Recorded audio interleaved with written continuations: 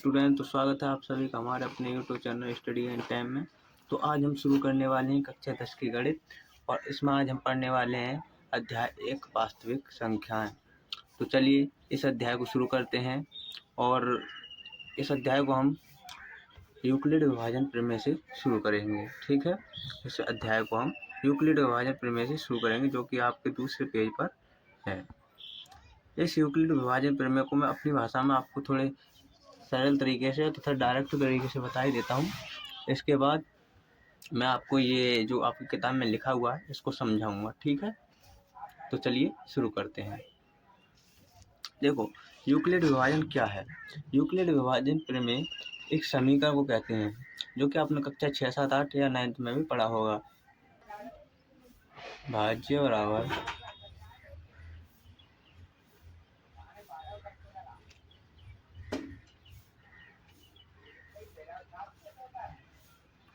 भाजक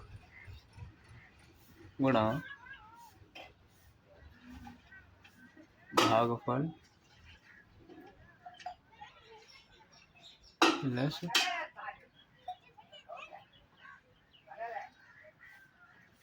शेष फल।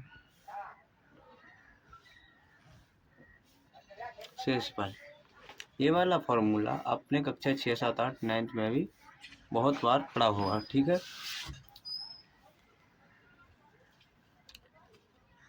मेरी यही उम्मीद है कि आपने जरूर पढ़ा होगा। तो इस वाले फॉर्मूले को या इस वाले समीकरण को ही हम यूक्लिड विभाजन प्रमेय बोलते हैं। ठीक है, अगर अब भी समझ में नहीं आया हो तो कहने का मतलब ये है, आपको तो संख्या दी या फिर आपको कुछ दिया है, उसको आपने इस रूप में बदल दिया, तो क्या हो गई, वो यूक्लिड विभाजन प्रमेय अप्लाई हो गई। यानी कि किसी चीज़ पर आप इस चीज़ को इस रूप में बदल दो। जैसे मान लो कि आपको दे दी जाए 17,5 है, तो आपने इनको किस में बदल दिया, आपने इनको इस रूप में बदल दिया। इस रूप में बदलने का मतलब कैसे, ऐसे जैसे 17 बराबर 5 गुणा 5 दूनी 10 और 5 तिया 15। 5 से 3 बारी तो भाग जाएगी, इसमें वही तो भागफल होता है। प्लस कितने बचने, भागफल हटाओ, भाज्य में से भागफल, उसमें भाज्य में तो भागफल हटाओ, सॉरी भाजक गुणा भागफल करके भाज्य में से घटा दो, शेषफल निकल आएगा। शेषफल कितना बचेगा, 5 दिए 15, 17 में से 15 गए तो 2। यानी कि हमने क्या किया इसमें, हमने ये वाला जो कंडीशन दिख रही है, यानी हमने इस वाले फॉर्मूले के रूप में इसको बदल दिया। अब बात समझ में आ गई होगी। ठीक है, बस इसी को कहते हैं यूक्लिड विभाजन प्रमेय। अब आपकी किताब में कैसे दिया है वो देख लो। आपकी किताब में दिया है कि निम्नलिखित लोग पहले पर विचार कीजिए कि एक विक्रेता सड़क पर अंडे बेच रहा था। एक आलसी व्यक्ति, उसके पास काम नहीं था, उसने विक्रेता वाक्य विरोध प्रारंभ कर दिया। कहते हैं ना, बहस शुरू हो गई उसने, और उसने क्या किया, जो बहस करने लगा था व्यक्ति, जिसने अंडे नहीं लिए थे, आलसी व्यक्ति, उसने उसकी टोकरी छीनकर धरती पर गिरा दी और अंडे टूट गए। विक्रेता ने पंचायत से कहा, जो अंडे बेच रहा था उसने कहा कि टूटे हुए अंडे का मूल्य देने को कहें। जिसने उस व्यक्ति से टूटे हुए अंडों के मूल्य देने को कहा। पंचायत ने विक्रेता से पूछा कितने अंडे थे, तो उसने बताया कि 2-2 गिनने पर 1 बचेगा, 3-3 गिनने पर 2 बचेंगे, 4-4 गिनने पर 3 बचेंगे, 5-5 गिनने पर 4 बचेंगे, 6-6 गिनने पर 5 बचेंगे, 7-7 गिनने पर कुछ नहीं बचेगा। यही तो बोला।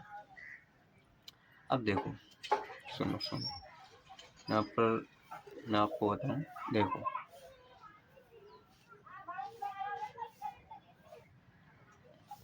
थोड़ा छोटा कर लो। यहाँ देखो, 2-2 गिनने पर अगर मान लो टोटल अंडे ए थे, सॉरी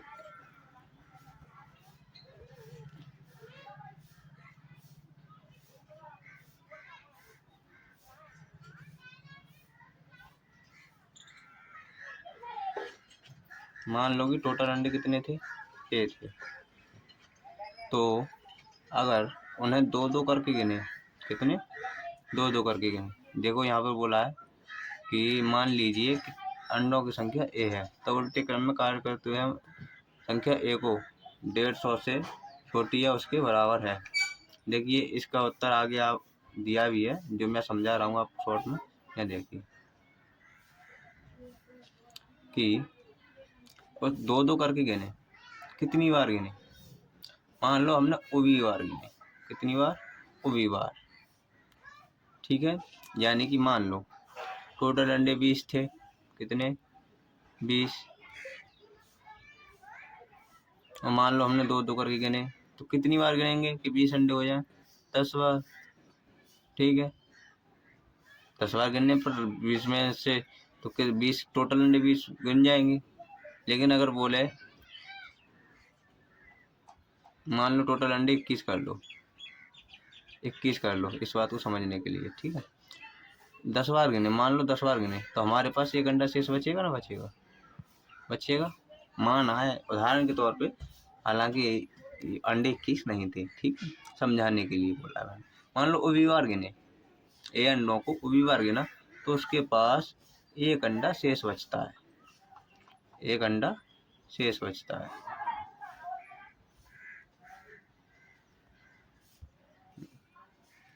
ऐसे ही अगर 3-3 गिने, कितने, 3-3 गिने, कितनी बार, मान लो टी बार गिने या यू बार गिने, मान लो यू बार गिने, ठीक है, ओ बी और यू एक जैसी बन गई।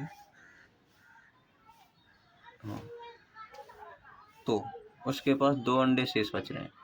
ऐसे बोल रहा है कि 4-4 गिनने पर, 4-4 गिनने पर मान लो कि टी बार गिने, तो उसके पास 3 अंडे शेष बच रहे हैं।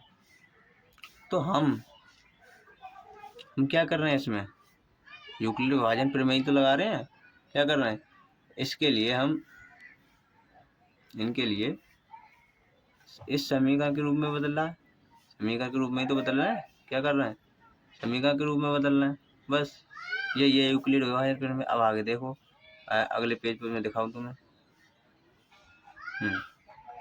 6-6 गिनने पर 5 बचेंगे, यानी अगर टोटल अंडे ए हैं तो मान लो क्यू बार गिने हमने, 6-6 करके क्यू बार गिने, तो 5 अंडे शेष के रूप में पड़ा होता है, जहाँ क्यू कोई प्राकृतिक संख्या है, कोई प्राकृतिक संख्या, यानी क्यू मान लो कोई भी ऐसी संख्या है जिसकी 6 में गुणा करके और 5 जोड़ लें तो टूटे हुए अंडों की संख्या निकल आएगी, यानी ए बराबर निकल आएंगे, ठीक है। कोई भी प्राकृतिक संख्या हो सकती है, प्राकृतिक संख्या कोई भी 1 से लेकर 9 तक कोई भी संख्या, ठीक है। 5-5 गिनने पर 4 बचेंगे, ये तो आपको समझ में आई गया होगा, ठीक है। 2-2 गिनने पर 1 बचेगा। और अगर उसने 7-7 गिने, अगर उसने 7-7 गिने, कितने, 7-7 गिने, अगर उसने 7-7 गिने तो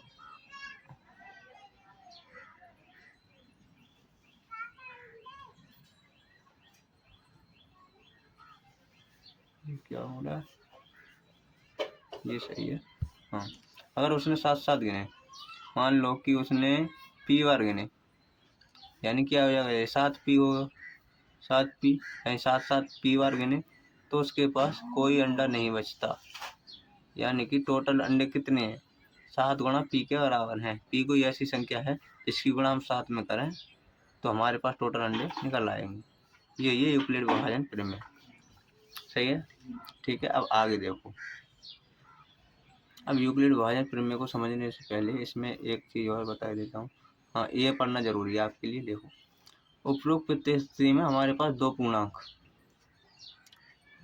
2 धनात्मक पूर्णांक ए तथा बी हैं, जिनके लिए उदाहरण में बी के क्रम समान कितने हैं, कितने बचे हैं, देखो 7, 6, 5, 4, 3, 2, 1। देखो बी की जगह पर कितना आया है, ये ए है, और ये इसको हमने 6 वाले को 5 वाले को, ये बी है। अगर इसकी जगह पे हम बी ले लें, सॉरी, इसकी जगह पे हम बी ले लें, सबकी जगह पे बी, तो बी के मान यही तो होंगे, 2, 3, 4, 5, 6, 7, ठीक है। ऐसे इनमें ए को बी से भाग देने पर, यानी ए को हम बी से भाग दे दें तो हमारे पास शेषफल आर, हमारे पास शेषफल आर बचेगा, आर शेषफल बचेगा, बचता है उपरोक्त में आर के मान, उपरोक्त में यानी कि जो ऊपर उदाहरण दिया था इसने उसमें आर के मान कितने 2 3 4 5, 0 से लेकर 2 3 4 5 तक और 1 है, अर्थात आर भाजक बी से छोटा है। अब एक चीज पर ध्यान देना, ध्यान देना, ठीक है। पता कैसे, मान लो ये वाला समीकरण ले लो और इस वाले समीकरण को भी लें तो इसमें भाजक बी है, बी हमने यही तो माना था 4 3 5, यही तो माना था। तो हर एक स्थिति में देखो शेषफल जो आर है ये इसको ही तो आर माना था, तो हर एक स्थिति में क्या देख रहे हैं हम कि ये वाला जो है भाजक बी वो बड़ा है किससे, आर से। हर एक स्थिति में ये आर जो है, ये आर हर एक स्थिति में बी से छोटा है। देखो यहाँ 5 है तो यहाँ 4 है, यहाँ 4 है, यहाँ 3 है, यहाँ 3 है, यहाँ 2 है। आई बात समझ में। जैसे हम इस प्रकार के समीकरण लिखते हैं यूक्लिड विभाजन प्रमेयिका का प्रयोग कर रहे हैं। मैंने क्या बताया, समीकरण को जो लिख रहे हैं उसके लिए हम यूक्लिड विभाजन प्रमेयिका यूज कर रहे हैं। अब देखो यूक्लिड विभाजन प्रमेयिका क्या है, इस चीज का अनुभव करने के लिए यूक्लिड विभाजन प्रमेय पूर्णांकों पर विचार कीजिए। देखो ये 3 सवाल है, ठीक है। इन तीनों सवालों में आपको हल करने हैं। मैं आपको एक सवाल हल कर दूंगा, बाकी 2 सवाल तुम खुद हल करना, ठीक है। ये वाला सवाल मैं हल कर देता हूँ, तो चलो शुरू करें। देखो यहाँ आ जाओ, कौन सा था 12, हाँ 17 और 6, ये 17 6 17 6। अब इस पर यूक्लिड विभाजन प्रमेय लगाएं तो क्या होगा कि हमेशा भाज्य पहले दिया होगा, कभी भी आपको ऐसी संख्या दी भाज्य हमेशा बड़ा होगा किससे, भाजक से। भाज्य ए बड़ा होगा हमेशा भाजक बी से, ठीक है। और भाजक बी हमेशा बड़ा होगा शेषफल आर से। अब देखना एक वो लिखाई दे रहा हूँ तुम्हें मैं इक्वेशन, ठीक है। बड़ा होगा या बराबर भी हो सकता है भाज्य और भाजक, लेकिन जो भाजक है वो शेषफल से हमेशा बड़ा होगा और शेषफल वो है वो 0 के बराबर या 0 से बड़ा होगा। आई बात समझ में। ये वाली जो मैंने वो लिखवाई है अभी कंडीशन, इस कंडीशन को हमेशा याद रखना। ये कंडीशन तुम्हारी पूरी मैथ में काम आएगी, मतलब पूरी भाग में काम आएगी इस वाले चैप्टर में, ठीक है। देखो यानी पहली प्रश्नावली में तो आनी ही आनी है। इस वाली कंडीशन इसको सॉल्व करें। देखो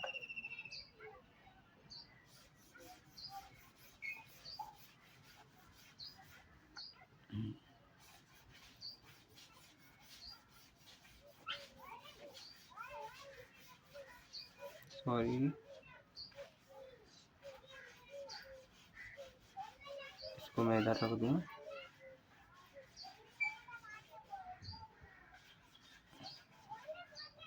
इसको मैं यहाँ रख देता हूँ, याद रखना, ठीक है। अब देखो इसको 17 बराबर यूक्लिड विभाजन प्रमेय का कैसे लगा दे, भाज्य बराबर भाजक, भाजक यानी 6 गुना भागफल। भागफल कैसे ज्ञात करोगे, इससे इसमें भाग दो, कितनी बार जा रही है, कितनी बार भाग जा रही है। देखो 6 एकम 6, 6 दूनी 12, 6 तिया 18, 18 यानी ज़्यादा हो जाएंगे। देखो 18 ज़्यादा हो जाएंगे यानी भागफल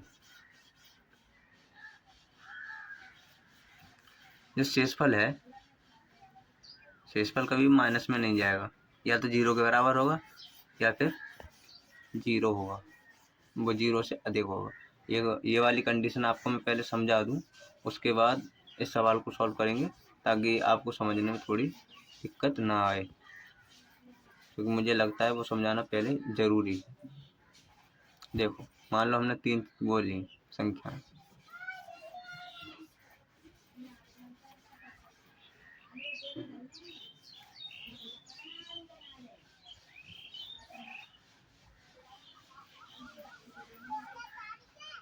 अब देखो मैं 20 ले लो,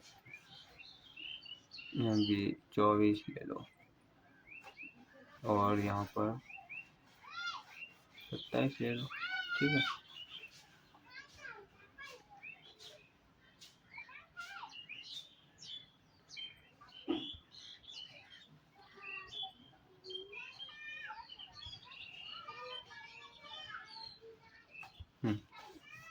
देखो अगर इनमें तीनों में 3-3 से भाग दें, मान लो कि हम किसी से भी दे सकते हैं, पहली कंडीशन तो अप्लाई हो रही है। देखो जो भाज्य है वो भाजक से बड़ा है, हमें हर जगह देखो हो रहा है, ठीक है। लेकिन दूसरी कंडीशन क्या कह रही है कि जो भाजक है वो शेषफल से बड़ा होना चाहिए, यानी भाजक से कभी शेषफल अधिक नहीं होना चाहिए। अगर यहाँ भाजक 3 है, थोड़ा रुकेंगे, हाँ,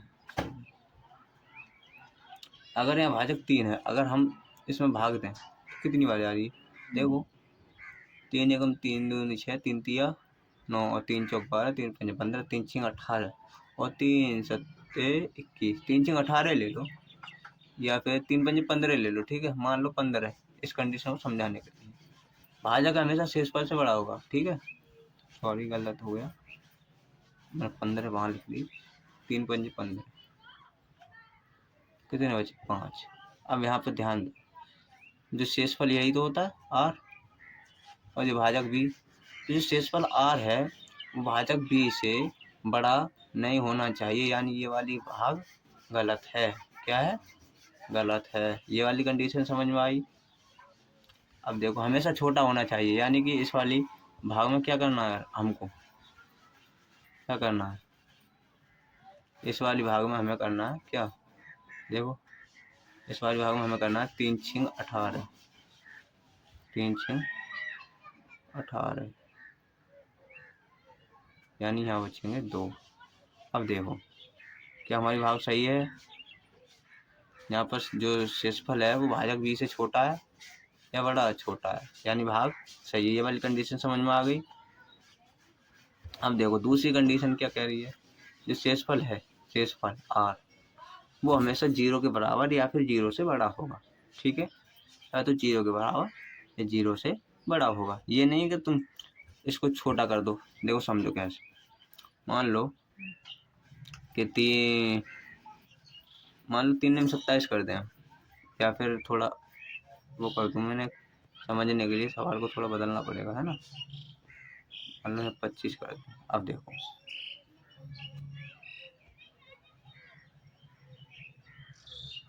मैं कर दूँ 3 नियम 27, 3 नियम 27, यहाँ पर 2 7, यहाँ हो गए 2, माइनस का 2 शेषफल हो गया, ठीक है। अब देखो क्या ये भाग हमारी सही है, क्या इस कंडीशन को फॉलो कर रही है। देखो शेषफल जो है वो 0 से बड़ा या 0 के बराबर होगा, लेकिन ये तो 0 से छोटा है और ये भाग हमारी गलत है। ये कंडीशन अप्लाई होनी चाहिए, तभी भाग सही होगी, तभी हमारी यूक्लिड विभाजन प्रमेय में सही होगी। यूक्लिड विभाजन प्रमेय में भाग सही कहते हैं एक तरीके से। आई बात समझ में। यानी यहाँ क्या करना पड़ेगा हमें, यहाँ क्या करना पड़ेगा, 3 अट्ठे 24, 1, या तो 0 से बड़ा हो या फिर 0 हो, यानी ये 0 से बड़ा है, ठीक है। अगर 0 के बराबर करें तो कैसे होगा, देखो 3 नियम 27, 0, या तो 0 होगा या फिर 0 से बड़ा होगा। ये आई बात समझ में, वो तीनों कंडीशन समझ में आ गई होंगी, ठीक है। अब देखो मैं तुम्हें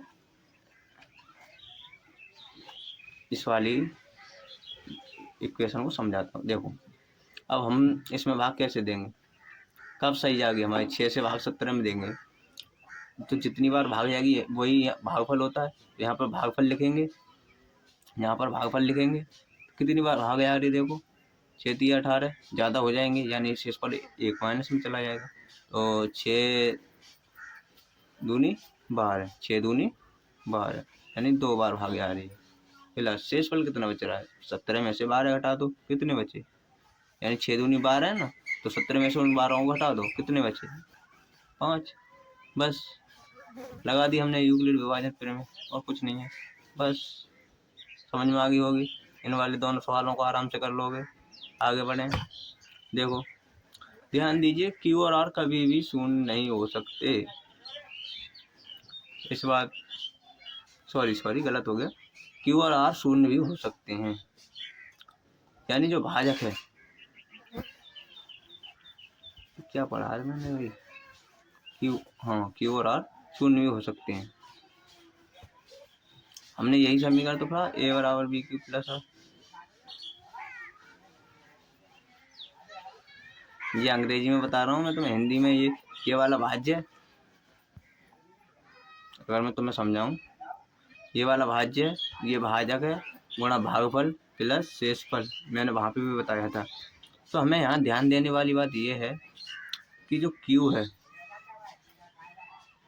ये जो Q है और ये जो R है, ये कभी भी ये शून्य भी हो सकते हैं। यानी कि हमें ये 0 से भाग देने पड़ सकते हैं, यानी हम किसी में भाग दें तो 0 बार भी भाग दे सकते हैं और शेषफल 0 भी आ सकता है।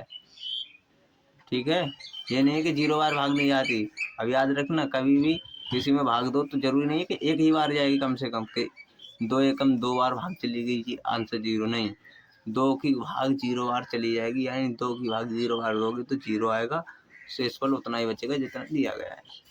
समझ में आई? जैसे मान लो, मैं समझाऊंगा, ये वाली कंडीशन समझो, Q 0 भी हो सकता है, यानी देखो अगर यहाँ 2 है तो जरूरी नहीं है कि एक ही बार जाए, तुम ऐसे भी कर सकते हो। इसी सवाल को तुम ऐसे कर सकते हो कि 0 बार भाग दे दो, यहाँ 0 आ जाएगा, 2 भाग 0 यानी 2 शेषफल। सवाल ये भी सही है। फिर से देखो, 2 एकम 2 बार भाग दे दो, अगर और बढ़िया करके घुमाना चाहो जैसे, ठीक है। 2 एकम 2 घट गया 0, यानी ये वाली भाग भी सही है आपकी किताब के अकॉर्डिंग। समझ में आई? मैं है ना इंटरेस्टिंग पॉइंट। अब किसी को तुम हालांकि कुछ भी कर सकते हो, इंस्टाग्राम पे तमाम रील्स देखी होंगी तुमने ऐसी, जिनमें कहता है कि हम और तुम एक ही स्कूल में पढ़े थे, तूने कैसे किया। वो ऐसे ही होते हैं, बस आपको पढ़ने की जरूरत है और कुछ नहीं। बस लगा दी मैंने यूक्लिड विभाजन प्रमेय में, कुछ नहीं है। अब देखो अगले उसमें देखो, अब देखो ये वही सवाल है जो मैंने तब बताए थे, मतलब पीछे जो किए थे वही ऐसे ही इसमें करना है, यूक्लिड विभाजन प्रमेय लगानी है। ठीक है, 2 ए और बी निम्नलिखित युग्मों के लिए क्यू और आर याद कीजिए, यानी आपको भागफल प्लस शेषफल याद करना है बस, और कुछ नहीं है। भाजक दिया है, यानी ये भाजक भाज्य से छोटा होगा, यानी इसे वो मान लेंगे भाजक, इसे भागफल। या फिर इसको अगर तुम करना चाहो तो पीछे जो कंडीशन बताई वैसे कर सकते हो। चलो मैं करके बताता हूँ इस वाले को, ये वाला और ये वाला आप खुद करना, ठीक है। 4 और 19 देखो, 4 और 19 देखो, यानी कि 19 बराबर 4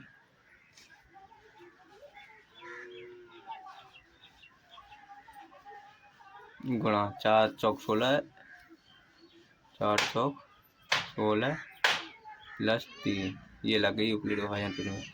मैंने पीछे जो कंडीशन बताई थी, ए हमेशा बी से बड़ा होगा, वो कंडीशन 3 और 4 कंडीशन हमेशा याद रखना, हर जगह यूक्लिड विभाजन प्रमेय में काम आएंगी। अब देखो आपकी यूक्लिड विभाजन प्रमेय तो क्लियर हो ही गई होगी मेरे ख्याल से। उम्मीद है कि आप इतना तो सीख ही चुके होंगे, क्यों कि ये भी नहीं सीखे हो, अभी सीख गए होंगे।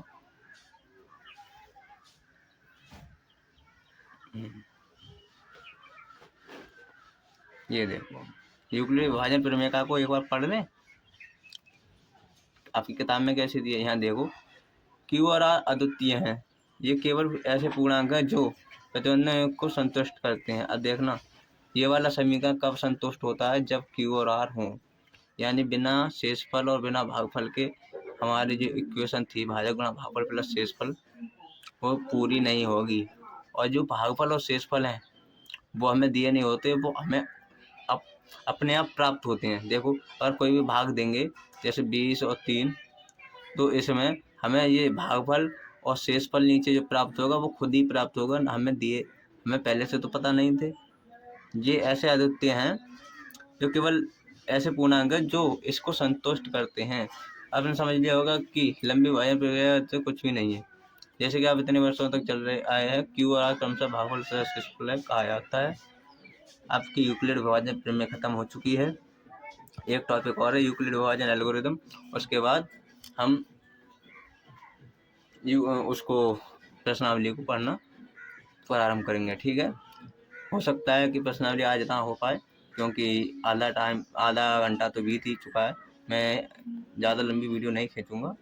अगर 1.5 घंटे में वीडियो में अगर प्रश्नावली हो जाती है तो ठीक है, नहीं होती है तो आपकी प्रश्नावली आगे पढ़ाई जाएगी। ठीक है, अगली वीडियो में मिल जाएगी। देखो, और नोट्स की रही बात, तो नोट्स आपको हमारे टेलीग्राम चैनल पर मिल जाएंगे। टेलीग्राम चैनल का लिंक मैं आपको डिस्क्रिप्शन में डाल दूंगा। ठीक है, तो सुनो, यूक्लिड विभाजन प्रमेय का दोनों धनात्मक पूर्णांक को ए बी यानी भाज्य और भाजक के दिए रहने पर ऐसी अद्वितीय पूर्ण संख्या यानी भागफल तथा शेषफल विद्यमान है कि ए बराबर बी क्यू प्लस आर, यानी जो ए है और बी है यानी भाजक और भाज्य और भाजक में जो संबंध है वो क्यू और आर, क्यू के गुणा करके शेषफल को जोड़ने पर हो रहा है। यानी ऐसी दो संख्याएं इसमें विद्यमान है क्यू और आर जो भाजक तथा भाज्य के संबंध को संतुष्ट कर रही हैं। इनके बिना इसका संबंध संतुष्ट नहीं होगा। देखो, यूक्लिड विभाजन प्रमेय जो है वो यूक्लिड एलिमेंट्स ने दी थी, इनकी किताब में मिली थी। कौन सी पुस्तक में? पुस्तक 7 में किया गया। देखो, एल्गोरिदम शब्द है ना, एल्गोरिदम शब्द भाई साहब को देखो, एल्गोरिदम शब्द इन्हीं के नाम से आया है, मोहम्मद इब्न मूसा अल ख्वारिज़मी से, अल ख्वारिज़मी के नाम से लिया गया। और जो एलजेब्रा शब्द है, एलजेब्रा, वो हिसाब अल जबर अल मुकाबला नामक पुस्तक से लिया गया। यानी जो इनकी जो पुस्तक थी ना, इन भाई साहब की जो पुस्तक थी, कौन सी? हिसाब अल जबर व अल मुकाबला, उस किताब से लिया गया है एलजेब्रा शब्द। हम जो पढ़ रहे हैं अभी वो एलजेब्रा के ही अंतर्गत आता है। गणित में कई भाग होते हैं ना, अंक गणित, बीज गणित, ऐसे ही एलजेब्रा वगैरह, इनको अंग्रेजी में अलजेब्रा वगैरह भी कहते हैं। तो सुनो, अब देखो, प्रमेय का एक सिद्ध किया हुआ कथन है। प्रमेयिका की परिभाषा देखो, जो कि अब तक हम पढ़ रहे थे। एक सिद्ध किया हुआ कथन है, इसे अन्य कथन को सिद्ध करने के लिए प्रयोग करते हैं। तुम कहोगे ये प्रमेय हम पढ़ तो रहे हैं, लेकिन प्रमेय होती क्या है? तो प्रमेय सिद्ध किया हुआ कथन है, यानी जो पीछे जो फॉर्मूला हमने पढ़ा था, ये फॉर्मूला सिद्ध है कि जो भाज्य है वो हमेशा भाजक गुणा भागफल प्लस शेषफल के बराबर होगा, और इसे किसी अन्य कथन को सिद्ध करने में प्रयोग में करते हैं। अब देखो, अब अगले टॉपिक पर चलें हम, यूक्लिड विभाजन एल्गोरिदम। यूक्लिड विभाजन एल्गोरिदम पर चलते हैं। ठीक है, क्या है ये? ले, यूक्लिड विभाजन एल्गोरिदम को समझने के लिए आपको नीचे वाला उदाहरण दूंगा और पहले इसके चरण बाई चरण समझाऊंगा। ठीक है,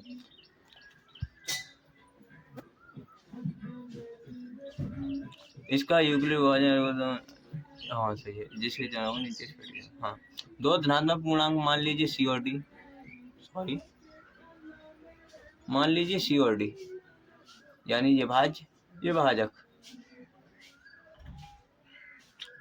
उसमें क्या, दो पूर्णांक मान लो, कोई भी दो पूर्णांक हो, एक भाजक होगा एक भाजक होगा, एक भाज्य होगा एक भाजक होगा, दोनों में हमेशा।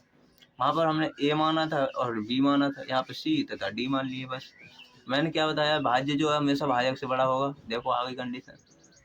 तो सी और डी का एचसीएफ ज्ञात करने के लिए नीचे दिए हुए चरणों का अनुसरण कीजिए। देखो, जो यूक्लिड विभाजन एल्गोरिथम है का है, ये हमें एचसीएफ ज्ञात करने की एक विधि है और कुछ नहीं है, बस एक विधि है जिससे हम एचसीएफ ज्ञात करते हैं।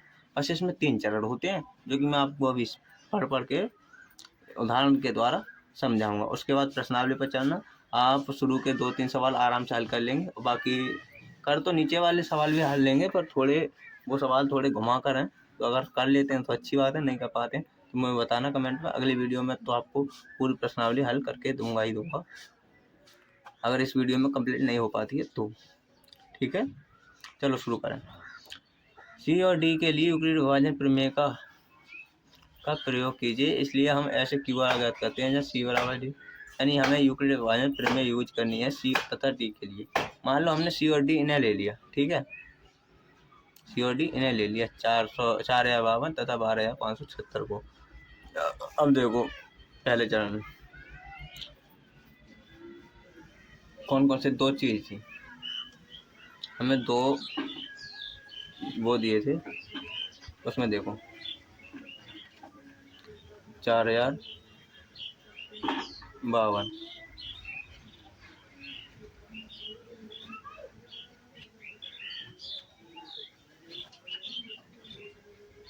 4,052 तथा हमें दिए हैं 12,576, ठीक है।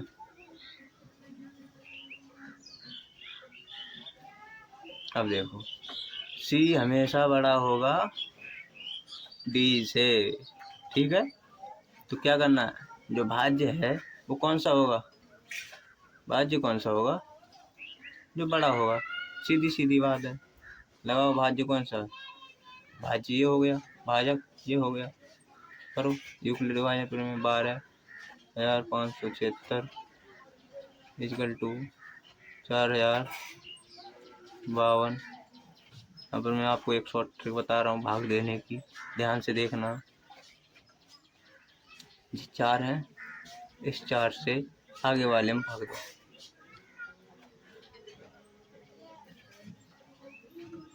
इस 4 से आगे वाले में भाग दो। मैं थोड़ी हरी कर लूँ, इस 4 से आगे वाले 12 में भाग दो, 4 तिया 12, ठीक है। अब जो रहे बचे हैं इससे 3 बार गुणा करके ये देखो कि ये जो 3 बार गुणा करने के बाद इससे ज़्यादा तो नहीं बैठ रहे चाहिए। अगर इससे ज़्यादा बैठ रहे हैं तो 3 बार गुणा नहीं जाएगी, यहाँ पर 2 कर देना। और अगर इससे कम बैठ रहे हैं तो यहाँ पर 3 ही कर देना। देखो गुणा करके 4 तिया 12, ये तो कट रहे हैं, लेकिन देखो 52 से भाग दोगे तो 156 आते हैं। यहाँ 156 जो है वो 576 से छोटे हैं, यानी हमारी भाग 3 बार चली जाएगी। तो हम क्या करें, अब गुणा 3 प्लस, अब देखो 4 तिया 12,000, 156 वो वाले, देखो अब घटा दो कितने बचेंगे, 0 2 और यहाँ 4, ठीक है।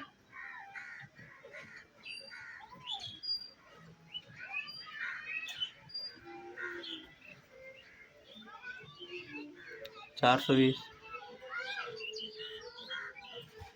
अब देखो अगले चरण को पढ़ते हैं क्या कहता है। अगला चरण कहता है यदि r बराबर 0 है, यदि r अवधि 0 है तो d पूर्णांक और सी डी का HCF है। यदि r बराबर 0 है, यदि r यानी शेषफल क्या है 0 है, तो जो d है ये पूर्णांक सी डी का, यानी पूर्णांक सी डी का, इसका और इसका क्या है HCF है।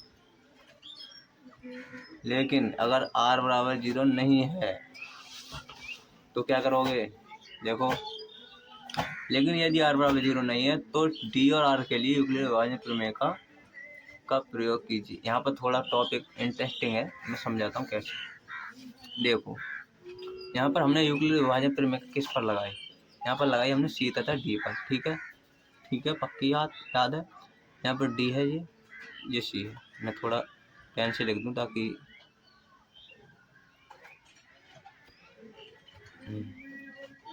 सी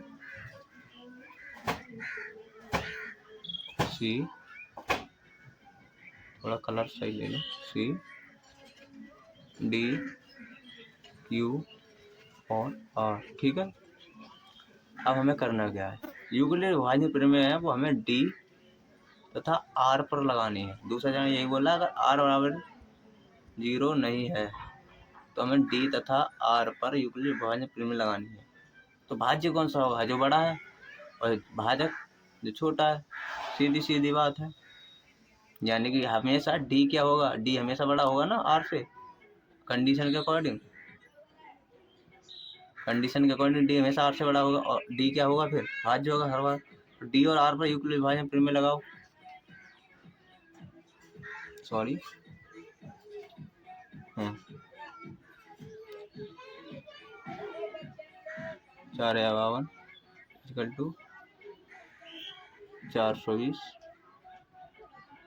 अब देखो कितनी बार भाग जा रही है, कितनी बार भाग जा रही है, देखो 4 धाई 40, 4 धाई 40। लेकिन इससे देखो ये धाई 200, जबकि यहाँ पे कितने हैं 52, यानी ये कम पड़ गए, यानी 10 बार भाग नहीं जाएगी, 9 बार जाएगी। देखो 4 नेम 36 और 20 नेम में 180, आराम से चली जाएगी। ये 4 एकम 4, 0 की 0 लगा तो यहाँ पे 20 नेम में 180, 180 यहाँ से। अब देखो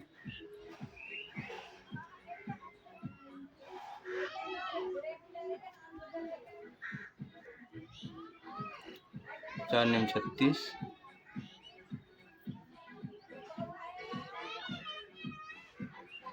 272 और 15 में देखे 7 और 2, यानी कि यहाँ पर बचेंगे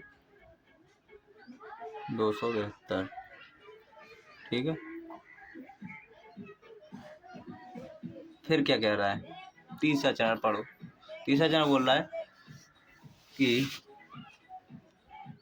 हाँ, क्या ये कहाँ पे पहुँच गया, अच्छा हाँ ये वाली।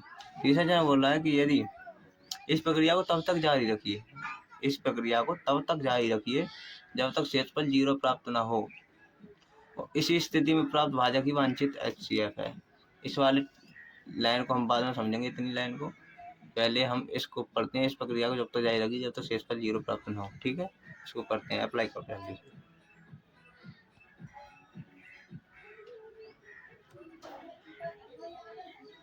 फिर लगाओ डी तथा आर पर।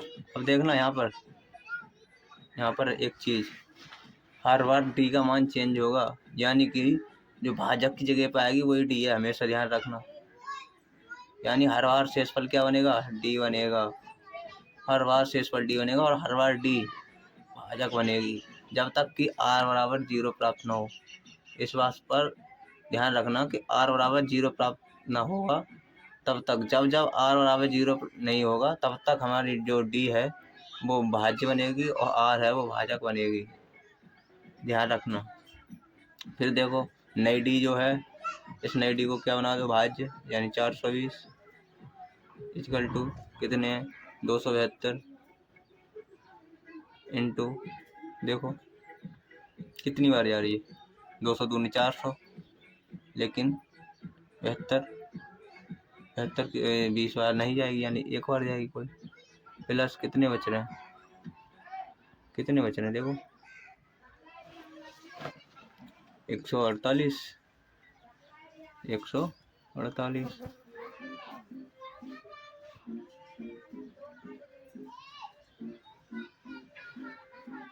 अब देखो फिर r बराबर 0 नहीं मिला हमें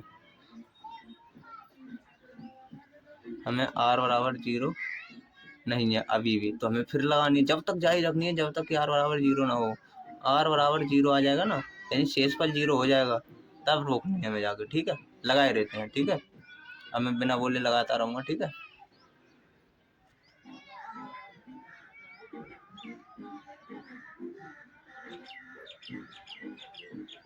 कितनी बार भाग जा रही देखो, एक बार प्लस, ठीक है, फिर लगाओ,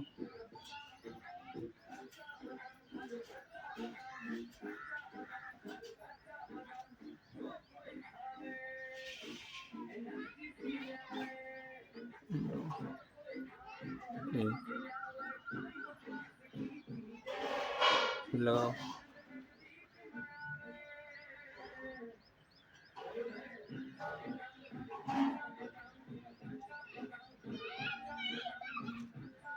कितनी बार जा रही देखो। देखो इसको अगर हटा दें हम, अगर इसको हटा दें 20 बचेंगे, और इसको भी हटा दो। अब देखो कितनी बार जा रही है, 20 20। सॉरी गलत हो गया, गलत बता रहा था, गलती हो गई, सॉरी माफ। इसको देखो कितनी बार भाग जाएगी, 20 पंजे 100 और 4 पंजे 20, यानी 24 पंजे 120। नहीं समझ में आया क्या? देखो इसको हटा देता हूँ अभी, तो 20 पंजे 100 तो ये हो गए, प्लस 4 पंजे 20 ये हो गए 120। 120 को 124 में घटाओगे कितने बचेंगे, 4। अब देखो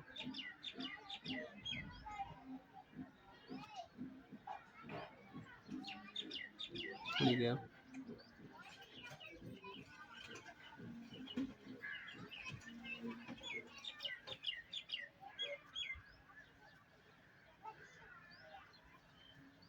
आ गई कंडीशन, ध्यान से देखो भाई।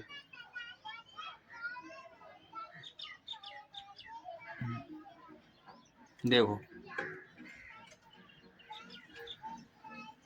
यहाँ पर देखो R बराबर 0, क्या है, R बराबर 0। अब एक बात ध्यान रखना, सुनो पीछे क्या बोला है, इसी स्थिति में प्राप्त भाजक ही वांछित HCF है। अगर इसी स्थिति में प्राप्त भाजक, यानी कि कौन सी स्थिति, इस बात की बात हो रही है, यानी इस वाली स्थिति। अब हमें पिछले भाजक से कोई मतलब नहीं है, जो पीछे जितने भी भाजक, ये भाजक था, ये भाजक था, लेकिन इनसे हमें कोई मतलब नहीं, हमें केवल इस वाले भाजक से मतलब है, इस वाली स्थिति से मतलब है। तो हमारी इस स्थिति में जो भाजक क्या है, 4, तो जो हमारा HCF वो क्या हो जाएगा, HCF हो जाएगा हमारा कितना, 4। HCF=4। ठीक है।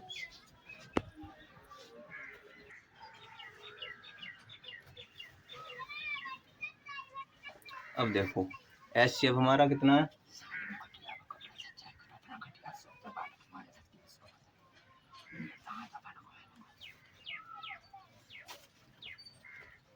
अब देखो हमारा HCF कितना आया, 4। ठीक है, कितना आ गया, 4। अब देखना ये HCF किसका, केवल और केवल किसका, CD का ही नहीं है। ये वाला HCF केवल और केवल इनका नहीं है। तुम सोचोगे केवल केवल इनका है, C और D का नहीं। ये वाला जो HCF है ना, ये कितना का, देखो अभी बताता हूँ, थोड़ी देर रुका।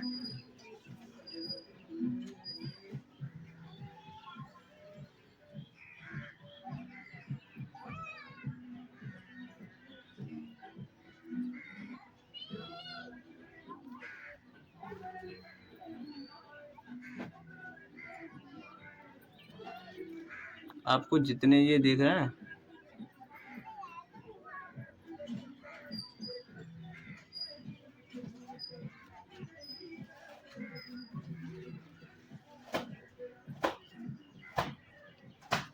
ये HCF सिर्फ और सिर्फ इनका नहीं है, ये वाला HCF है किस किस का, हाँ इससे सही रहेगा।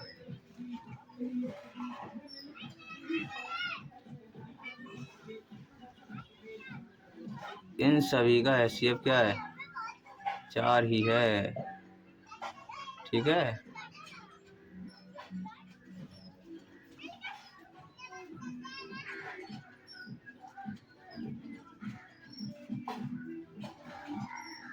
इन सभी का HCF क्या है, 4 है।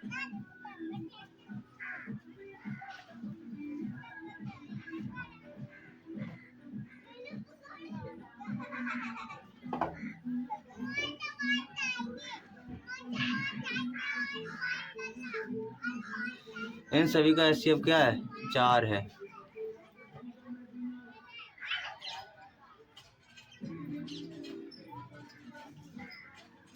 इन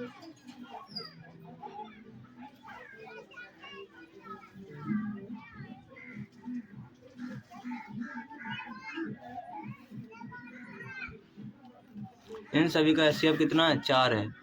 यानी मेरी बात समझो कि इस 24 और 4 का एचसीएफ क्या है? 4। 24 और 124 का एचसीएफ क्या है? 4। और 148 और 124 का 4। 272 148 का एचसीएफ 4। सबका एचसीएफ कितना है? 4।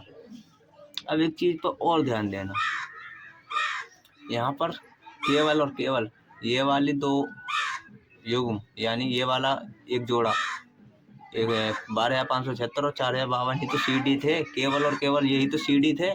बाकी सब ये D था, ये R था, ये D था, ये R था, ये D था, ये R था, ये D था, ये R था, ये D था, ये R था, और ये भी D है और ये भी R है देखा जाए तो, क्योंकि इन सब की स्थिति यहाँ पर क्या रही है? D ही तो आई है। यानी यहाँ पर 148 D था, यही तो D इधर आ गई है।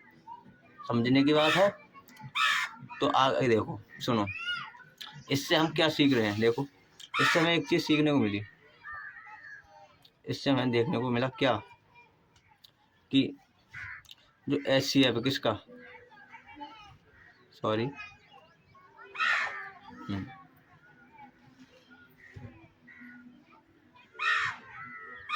जो एचसीएफ है किसका? C तथा D का, वो बराबर है किसके? HCF किसके? D तथा R के। इस वाले समीकरण को आप याद रखना, ठीक है? ये वाला समीकरण याद रखना जरूरी है।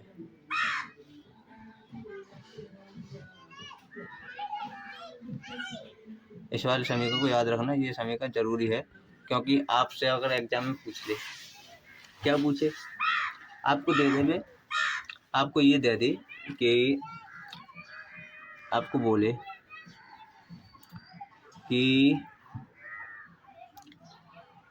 मान लो इसी सवाल से उठा लेता हूँ, ठीक है, कि 4,052 या फिर ऐसे बोले कि हमें 3 संख्याएं दी हैं, 12,576, 4,052 तथा 420, ठीक है।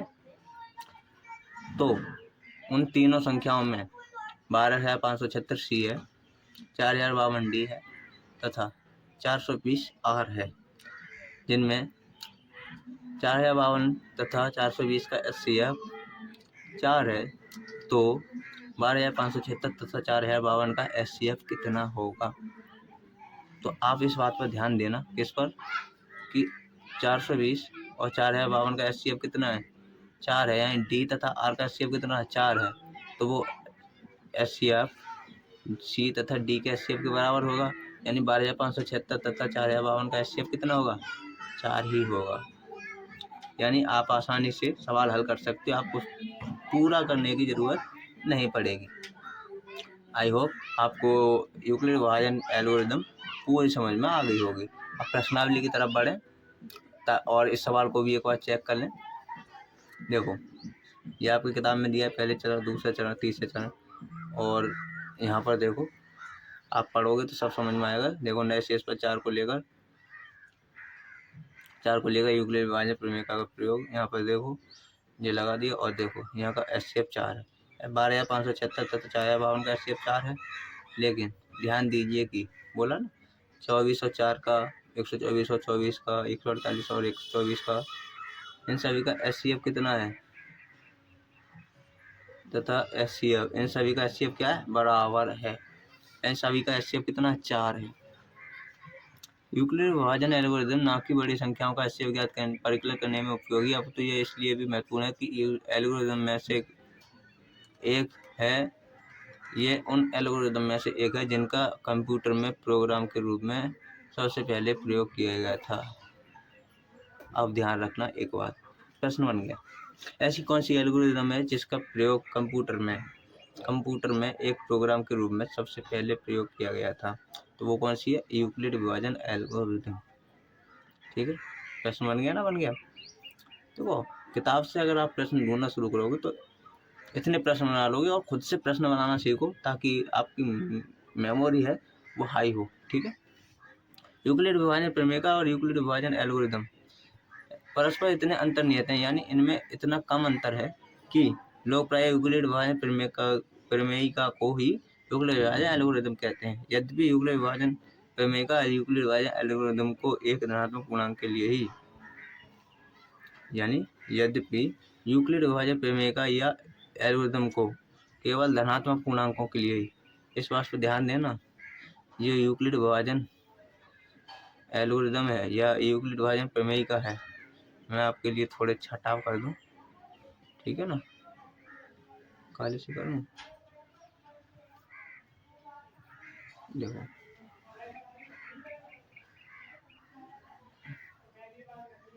केवल और केवल धनात्मक पूर्णांकों के लिए, सॉरी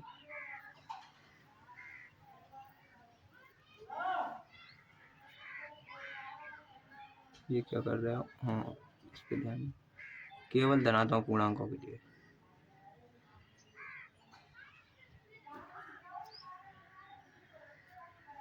इसका साइज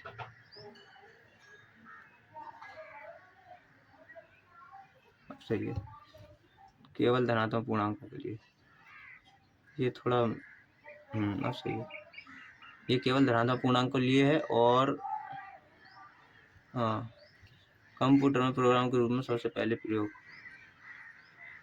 कंप्यूटर में प्रोग्राम के लिए सबसे पहले प्रयोग किया गया। और इस बात को ध्यान रखना किताब में, ताकि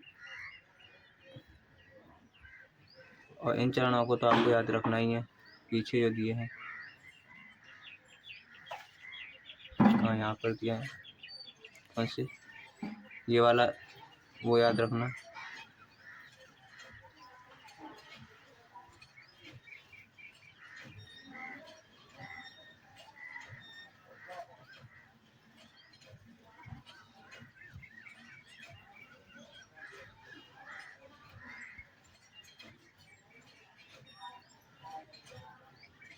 ये वाला फॉर्मूला याद रखना, और बाकी ये तीनों चरण तो आपको याद रखने ही हैं यूक्लिड विभाजन प्रमेय में। ये यूक्लिड विभाजन प्रमेय के तीनों चरण जरूर याद रखने हैं। समझाने का काम मेरा था, मैंने समझा दिया। आगे चलते हैं, देखो क्या कहता है। इसको समझने से पहले क्या है इसमें, ये भी देख लें एक बार। इसमें 3-4 उदाहरण दिए हैं जिनका प्रयोग आगे वाले सवालों में किया जाएगा। मैं आपको समझाते वक्त इनका उपयोग करूँगा। देखो आप एचसीएफ ज्ञात करेंगे, यूक्लिड विभाजन एल्गोरिथम का प्रयोग कीजिए, आराम से कर लोगे। पहला सवाल क्लियर है आपका, प्रश्नावली 1.1 में कर लोगे। दर्शाइए कोई भी धनात्मक विषम पूर्णांक क्यू प्लस क्यू के रूप का होता है। देखो आराम से कर लोगे, क्योंकि इसमें ये वाली कंडीशन लगेगी जो 0 है, आर हमेशा 0 से बड़ा या 0 के बराबर होगा। और जो डी है वो, हाँ बी या डी, सी डी लोगे तो डी और बी लोगे तो बी। 0 हमेशा बड़ा होगा या बराबर होगा आर के, और जो आर है हमेशा डी से छोटी होगी, और डी हमेशा ए से छोटी होगी या फिर सी से छोटी होगी। यहाँ पर बी भी ले सकते हैं। आई बात समझ में, इस वाले कंडीशन को लगाओगे तो आपको समझ में आ जाएगा। हालांकि ये सवाल मैं आगे आपको बता दूंगा। इसमें भी आपको यूक्लिड विभाजन प्रमेय लगानी है 616 तथा 32 पर, ठीक है, कर लोगे। तीसरा सवाल क्लियर है, पहला सवाल क्लियर है, और बाकी ये 3 सवाल, इन दोनों सवालों के साथ साथ ये नीचे वाले 3 सवाल ऊपर वाली दोनों एल्गोरिदम से होंगे। मैं आपको अगली वीडियो में समझाऊंगा, क्योंकि ये वीडियो पूरी 1 घंटे की हो चुकी है। तो थैंक यू वेरी मच आप वीडियो लास्ट तक देखने के लिए, धन्यवाद आपका। अगर वीडियो पसंद आई हो या आपको समझ में आया हो तो वीडियो को लाइक करना, चैनल को सब्सक्राइब करना और बेल आइकन बटन को दबाना ना भूलना। धन्यवाद, thank you very much, good luck.